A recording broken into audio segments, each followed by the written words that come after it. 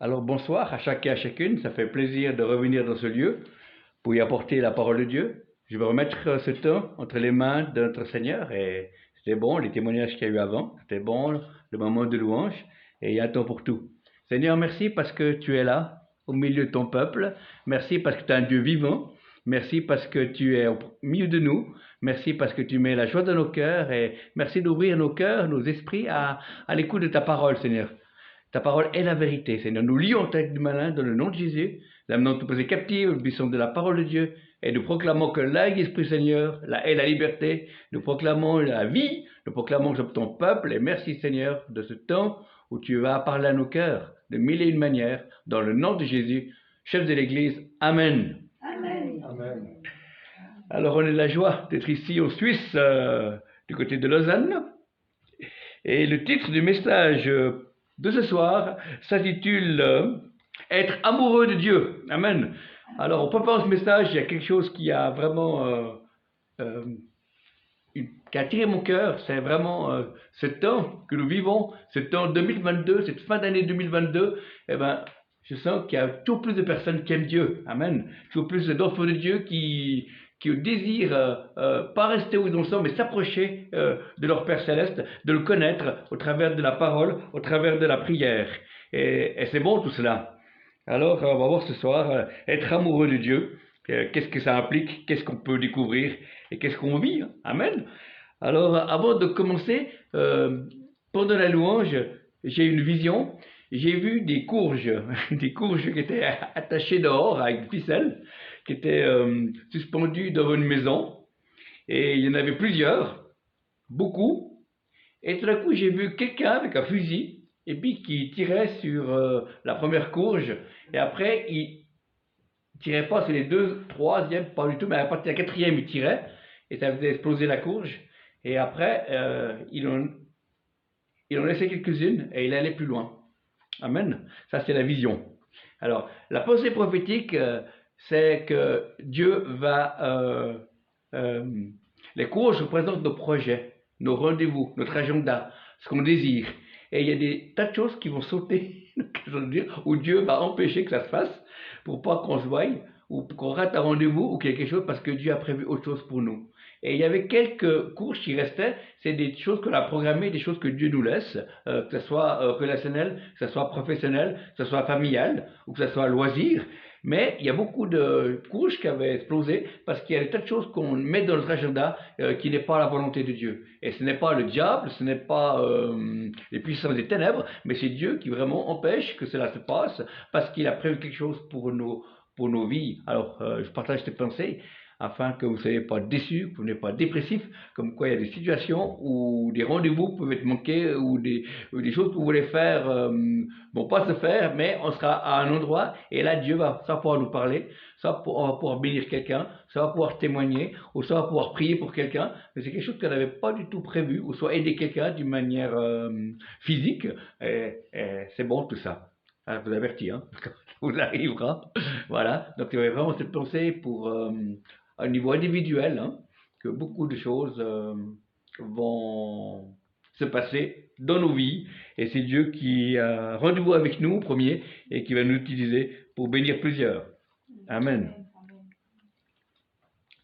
Alors pour commencer, Matthieu 4, verset 10. Matthieu 4, verset 10.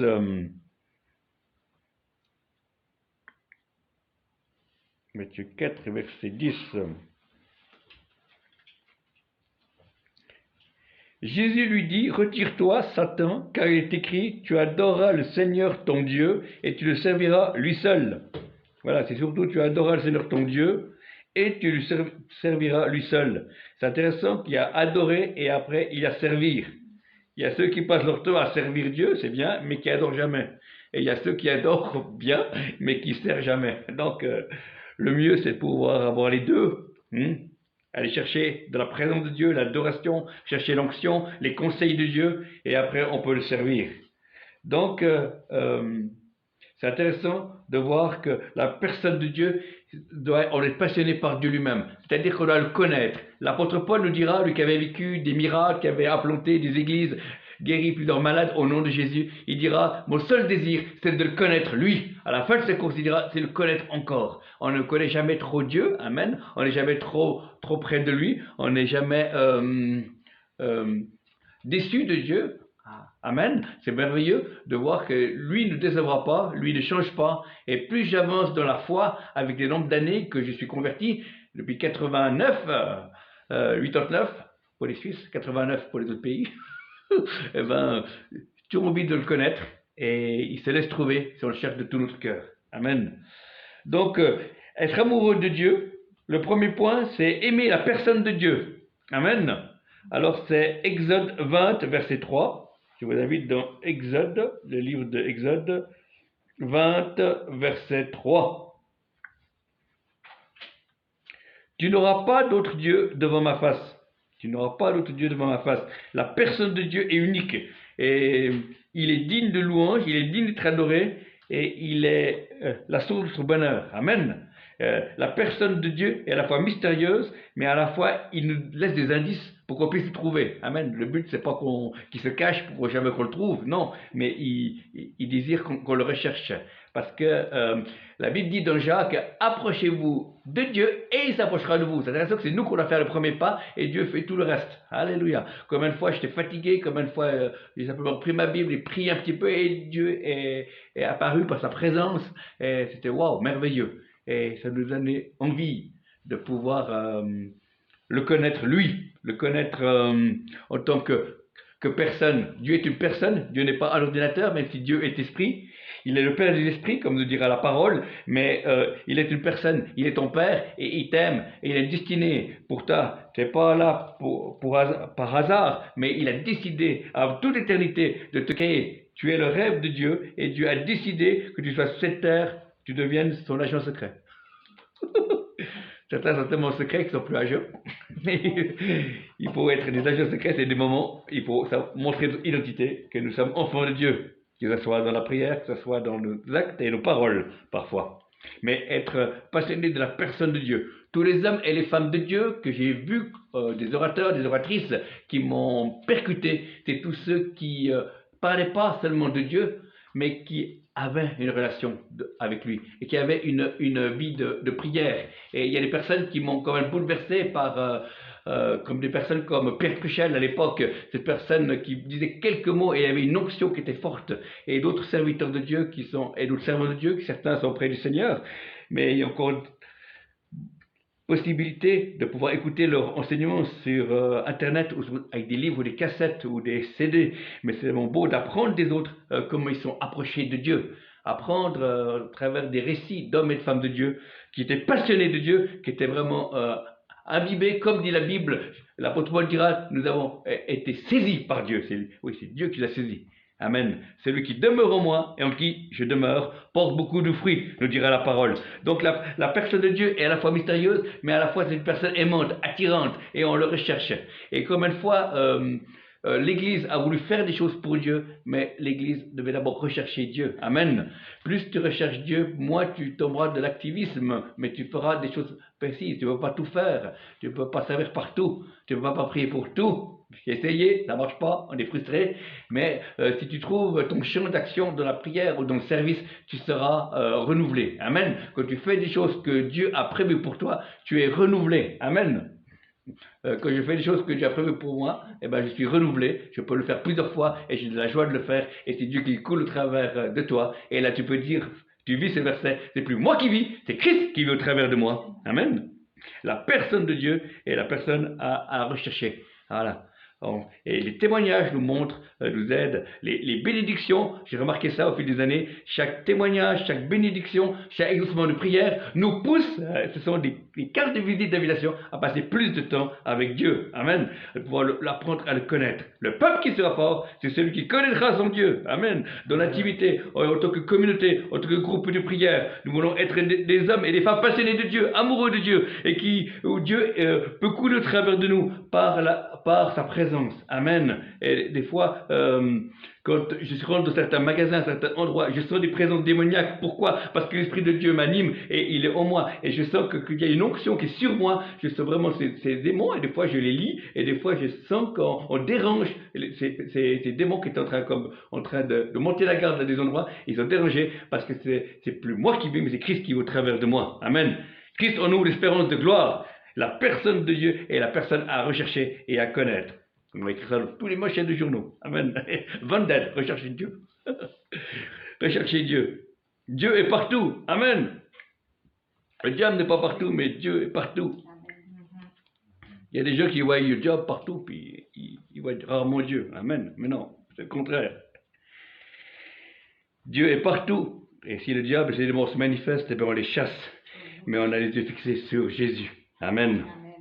Il les a vaincus à la croix, il a vaincu les puissants des ténèbres et il nous a donné autorité sur toute la puissance du malin et rien ne pourra nous nuire. Rien ne pourra nuire à l'Église. Alléluia, gloire à Dieu. Ça c'est le premier point. Être amoureux de Dieu, être amoureux de la personne de Dieu.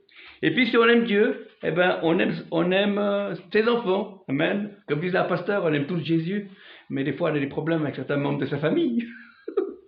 Voilà. Donc, le peuple de Dieu, on doit aimer Dieu. La Bible dit, si tu prétends aimer Dieu que tu ne vois pas et tu n'aimes pas ton frère que tu vois, tu demeures encore dans les ténèbres. Je n'ai pas dit que tu n'es pas sauvé, mais tu demeures encore dans les ténèbres. Amen. On doit aimer Dieu et notre prochain comme nous-mêmes. Amen. On ne peut pas aimer que Dieu et détester le peuple de Dieu. Ça ne va pas. Plus je rentre dans la présence de Dieu, plus je connais Dieu, plus j'aime mes frères et mes sœurs. Amen. Plus je connais Dieu, plus j'aime les serviteurs de Dieu et servantes de Dieu qui sont différents de moi, mais qui ont un message, qui ont une onction, qui font un travail extraordinaire dans la moisson ou dans l'église. Alléluia. Être passionné par Dieu au premier, mais aimer après le peuple de Dieu. Ça c'est Tite. L'épître de Tite, on va prendre l'épître de Tite, chapitre 2. Alors, Tite, chapitre 2, verset 14.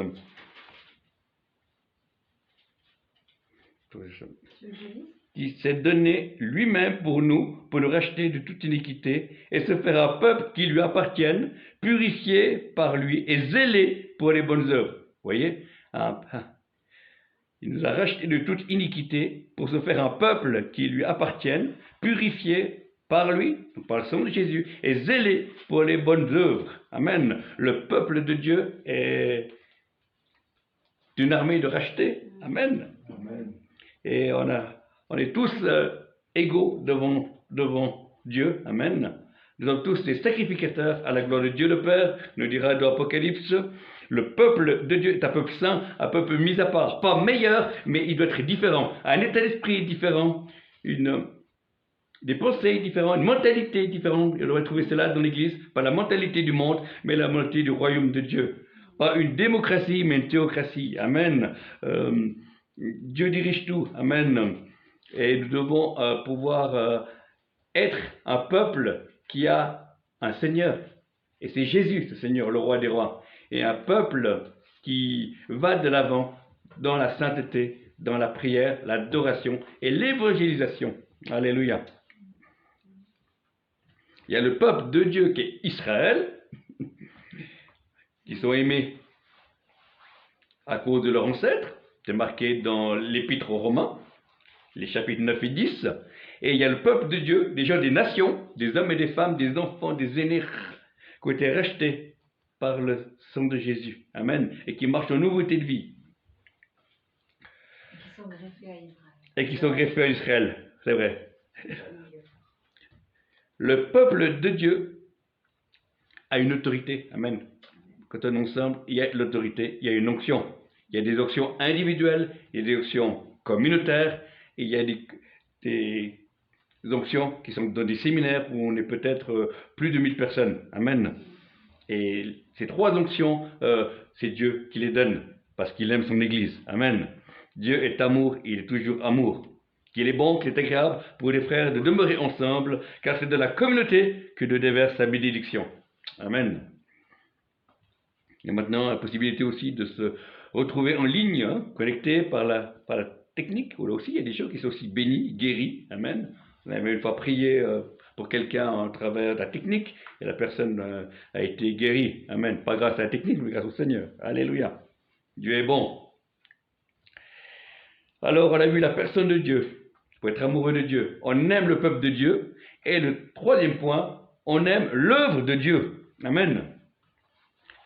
C'est différent. Le peuple de Dieu sont les personnes. L'œuvre de Dieu est visible ou invisible, c'est dans les personnes. Philippiens 1, verset 6 nous dit cela. Je vous invite dans Philippiens. Alors, Philippiens 1, verset 6. Je suis persuadé que celui qui a commencé en vous cette bonne œuvre la rendra parfaite pour le jour de Jésus-Christ. Vous voyez? Donc, c'est l'apôtre qui parle. Je suis persuadé que celui qui a commencé en vous, donc chacune de nos vies, il faut qu'on est né de nouveau, et une œuvre de restauration, il la rendra parfaite pour le jour de Jésus-Christ. Amen. Donc, nous sommes en travaux, en transformation.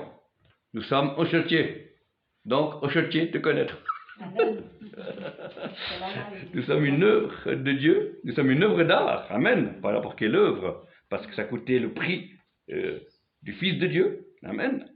Tu as déjà dit je ne vaux rien, mais c'est pas vrai. Vous valez quelque chose parce que Dieu ne serait pas mort pour vous. Il n'a pas envoyé son Fils, on ne sait rien du tout. Parce qu'on a de la valeur à ses yeux et parce qu'il a fait de nous des fils et des filles pour l'éternité. Et c'est pour ça qu'on a de la valeur. Amen. On a la valeur du sang de Jésus. Et Dieu va nous restaurer afin que nous puissions être des hommes et des femmes nouveaux, dans le sens nouveau, avec une nouvelle mentalité, avec l'Esprit de Dieu en nous. Et on bénit l'œuvre de Dieu dans chacune de nos vies. Amen. Quand on voit l'histoire de certaines personnes, par où qu'ils ont passé, certains ont vécu la guerre, d'autres ont vécu des traumatismes, des accidents, d'autres ont vécu des choses difficiles.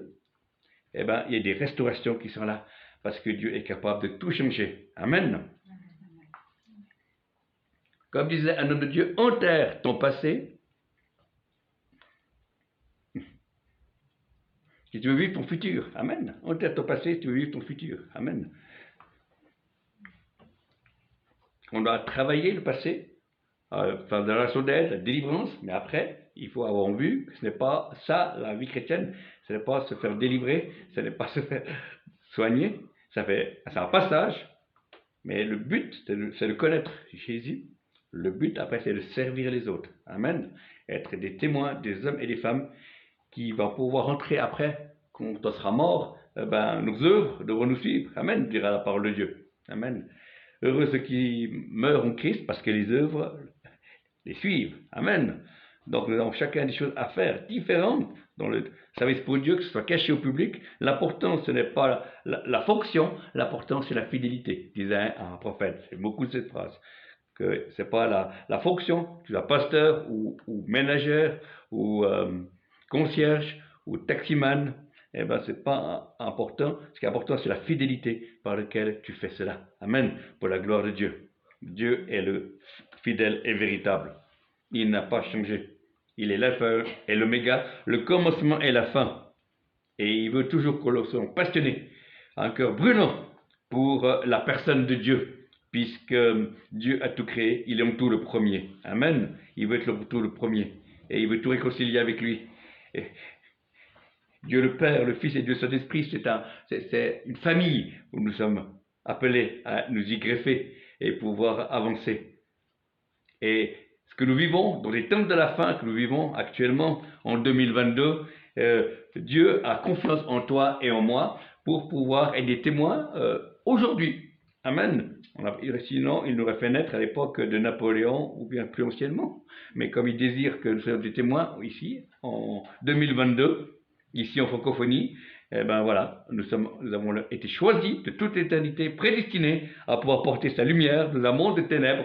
Même si cette lumière n'est pas puissante, mais si vous mettez beaucoup de petites lumières ensemble, ça va beaucoup éclairer. Vous voyez par exemple des concerts de musique, à l'époque, j'étais jeune, j'allais voir des concerts de musique, et ben, des fois, il y avait un champ, puis quelqu'un allumait une bougie, un briquet, puis après, il y avait au moins plus de 1000 briquets, et ça se voyait, hein. Amen. Il n'y avait qu'un seul, ben, on ne voyait pas beaucoup, mais quand il y avait plusieurs, eh ben, nous, toute une lumière spirituelle puisse briller face au monde spirituel, et nous puissions apporter la vie, amen, en abondance. Il a été écrit que le Fils a la vie, et la vie en abondance. Une vie qui n'est pas terrestre, une vie qui est passionnée, une vie qui est basée dans la présence de Dieu, dans l'écoute, dans le partage, dans la mise à part. Et là, nous devons aussi nous mettre à part, pas physiquement, mais spirituellement. On est différent du monde. Amen. On est dans le monde, mais on est différent du monde avec un autre état d'esprit, avec un autre désir, avec la pensée de glorifier Dieu. Amen. Fait tout pour la gloire de Dieu. Amen. Nous dira la parole de Dieu. Et nous vivons, en attendant ce retour, mais en attendant qu'il vient, nous sommes là pour pouvoir être ses témoins et apporter la vie, le pardon, le salut, et la guérison et l'encouragement.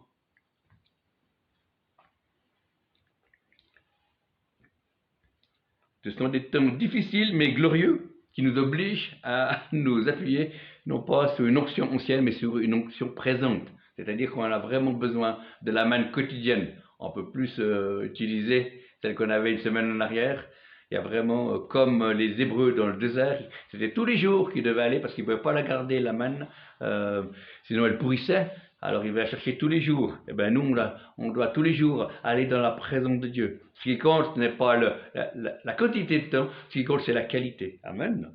Sauf le Shabbat, il y avait deux réserves. Ah, le Shabbat, oui, ça c'est autre chose.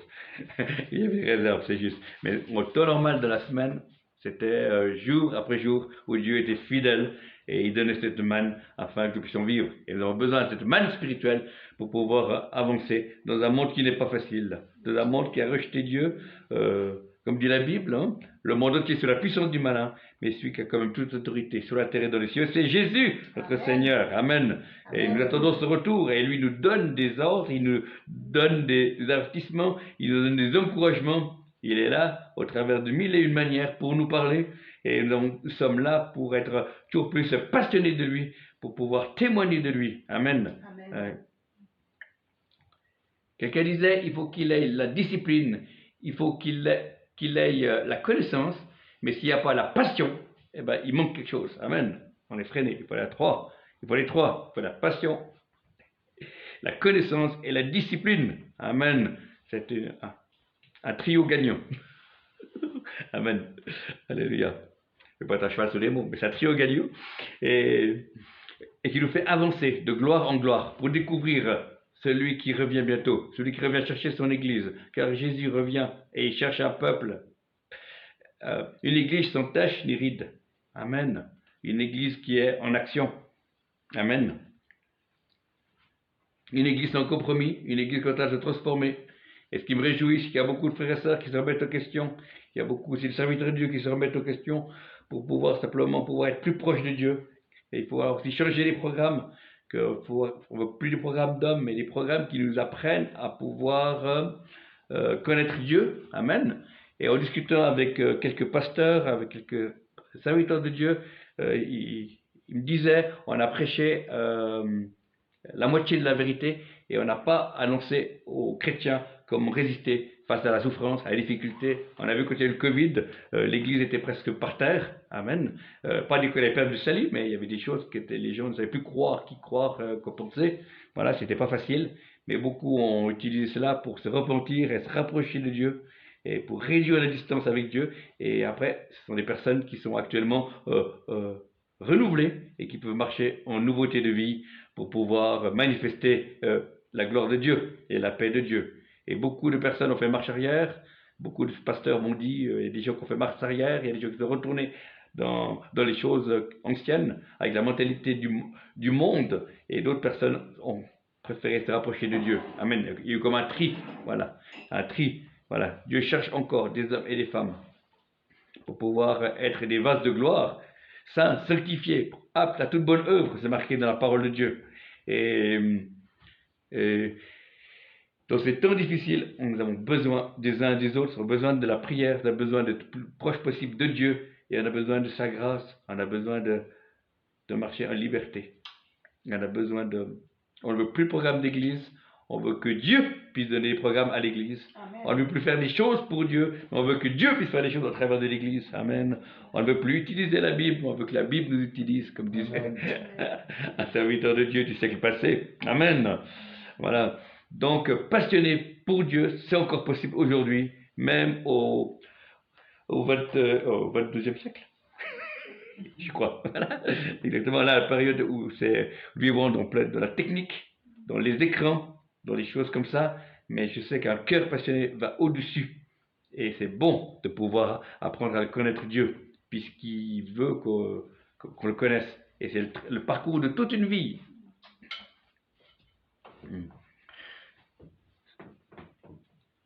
Le prophète Pierre Martin disait, tout le temps que tu passes dans la prière et dans l'adoration, tu as l'impression que tu perds du temps, mais en réalité tu gagnes du temps.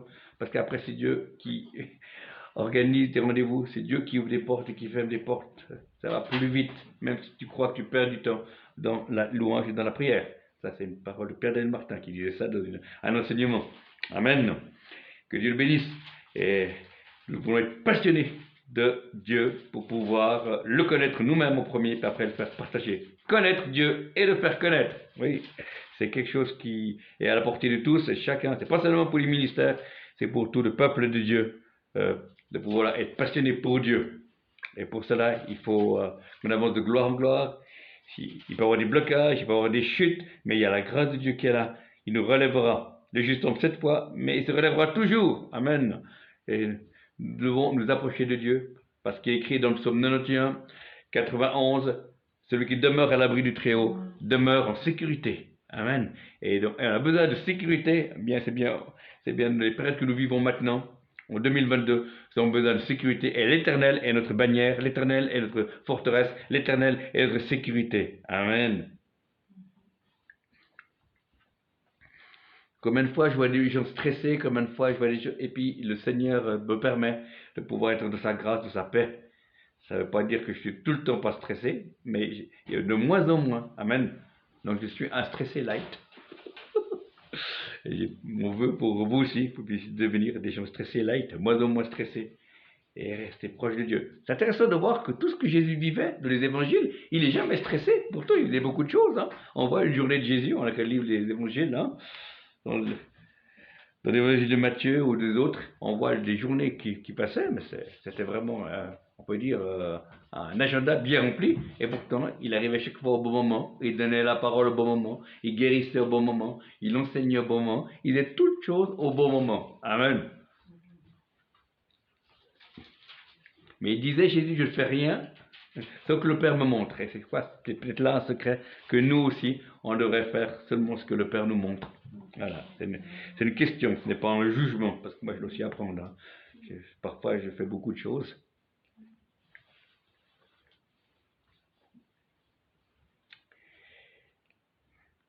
Mais Dieu sait qu'on n'a que 24 heures, il ne veut pas qu'on fasse tout, mais qu'on fasse ce qu'il a prévu.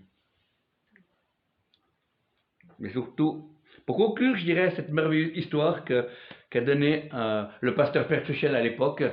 Il racontait cela dans une prédication à Grenoble.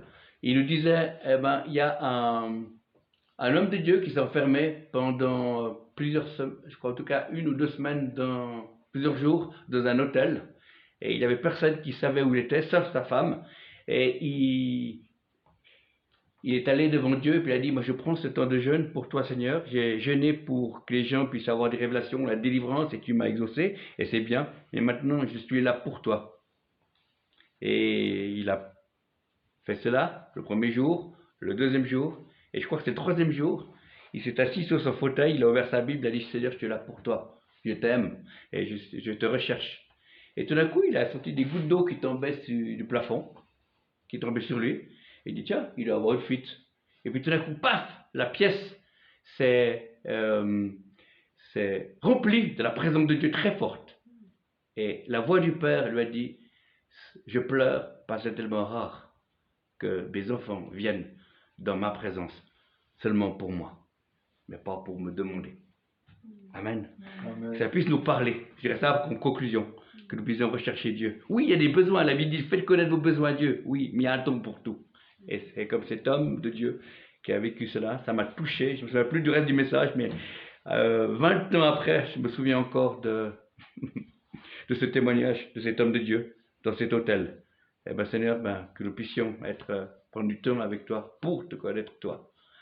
Seigneur, je veux te prier pour les 3 points que nous avons vus ce matin, que de soir ou ce matin, ça dépend, avec le calendrier horaire. Voilà. Le premier point, c'est être plus amoureux de la personne de Dieu. Je prie Seigneur pour les gens qui sont pas encore amoureux de Dieu, qui hésitent, mais qui puissent tout donner dans le nom de Jésus. Je prie pour ceux qui veulent encore être plus amoureux de Dieu, que tu puisses exaucer Seigneur, parce qu'il a dit qu'il soit fait selon ta foi, que ces gens-là puissent aimer plus Dieu. Je prie également pour ceux qui ont un peu plus de peine avec le peuple de Dieu, que ce soit une église de maison, que ce soit une église locale ou un réseau. Je prie qu'ils puissent aimer les frères et sœurs et se demander pardon, Seigneur, dans le nom de Jésus. On a besoin des autres dans les temps difficiles qu'on vit. On a besoin de leur prière, de leur encouragement, de leur avertissement, Seigneur. Je prie pour que le peuple de Dieu puisse être plus solidaire et plus saint. Amen.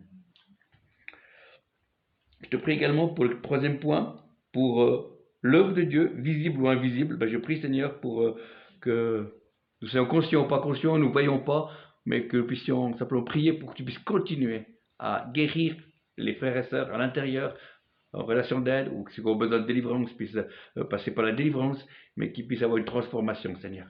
Merci parce que tu nous aimes. Tu ne casses pas le roseau plié, tu n'éteins pas le lumignon qui fait mon corps, Seigneur, et tu te mets à la hauteur de chacun, Seigneur. C'est toi qui es le bon berger. Alors merci de libérer mes frères et sœurs, ceux qui ont encore besoin sur un domaine ou 2 domaines de délivrance ou de relation d'aide, qui puissent vraiment être touchés par toi dans le nom de Jésus.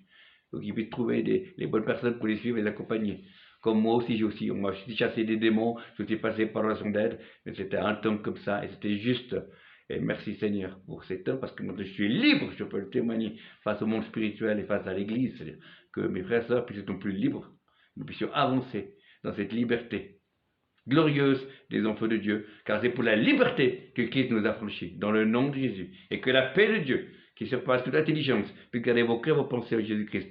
Depuis la maison de l'Éternel, nous vous bénissons et nous proclamons que la bénédiction vous accompagne dans le nom de Jésus. Comme c'est marqué dans le psaume 23. Oui, le bonheur et la grâce nous poursuivront et j'habiterai dans la maison de l'Éternel pour contempler sa splendeur pour la durée des temps. Amen. Que le Seigneur vous bénisse. Merci d'avoir reçu la parole de Dieu. Alléluia. Amen.